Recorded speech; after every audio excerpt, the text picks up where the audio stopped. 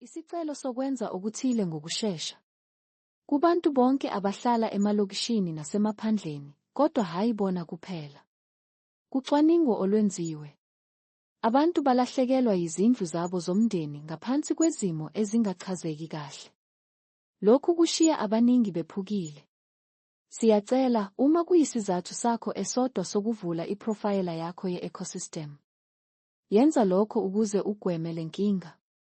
Layisha idokhumenti emfushane yokufinga echaza izinto njengokuthi nafika nini kulo muzi, abantu ababehlala khona, ukuthi ikhaya lomndeni futhi kungani, abanikazi bokuqala balomuzi abakini. Uma kungabazali benu uploade amakhophi omazisa abo, kodwa ufihla ezinye izinombolo zomaziso. Isivumelwano sokuthengisa, izinkokhelo zebhondi uma zikhona, izitatimende, izikweletu zikagesi. Thatha okudala okutholakalayo. Nokwakamuva, ukulayishe konke.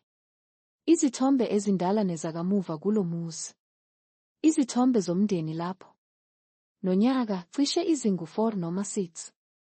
Abantu basala bengenamakhaya ngenxa yokukhwabanisa, inkohlakalo, ukusebenzisana nabasebenzi bakamasipala, izikhulu, amaphoyisa, izinkantolo zendawo nobuqili. Ukhumbule njalo izinkantolo azicabangi njengathi bantu bomdabu baseNingizimu Afrika. Baceme namaphepha asemahhovisi hhayi okufuna abomdabu. Isizekelo, asithi umuntu oyedwa emndenini ufakwe kwi-ticket deed. Ama-rates.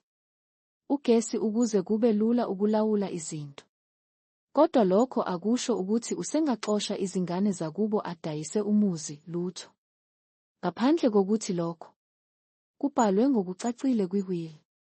Izinkantolo zizokhetha lezi zinkampani ezisemthethweni njengobufakazi hhayi izinhlelo zomndeni. Ukuze sikushintshe lokhu kumele kubhalwe kulotshe ngokucacile ngamalungu omndeni ukuthi umuzi wasekhaya lona. Bese sikuvalela kuma-ecosystem profile ethu. Okusikhathaza kakhulu yizinga izakhamuzi zakwamanye amazwe ezithola ngalo lezi zindlu.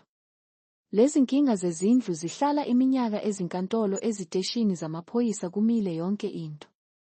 Kulokhu kudliwa imali yabantu. Abantu belokhu behlukumezekile. Abanye balaba bantu esibaziyo bebengeke bathengise ngoba bazobe bengenamakhaya. Kodwa uthole umuzi sowathathwa. Kanjani? Ukhumbule ukuthi uma lezi zingxabano ziqala, ukuzixazulula kubiza imali engasukumi phansi. Sicela ube ngumnikazi wolwazi lwakho uligcine endaweni yakho kwi-ecosystem profile.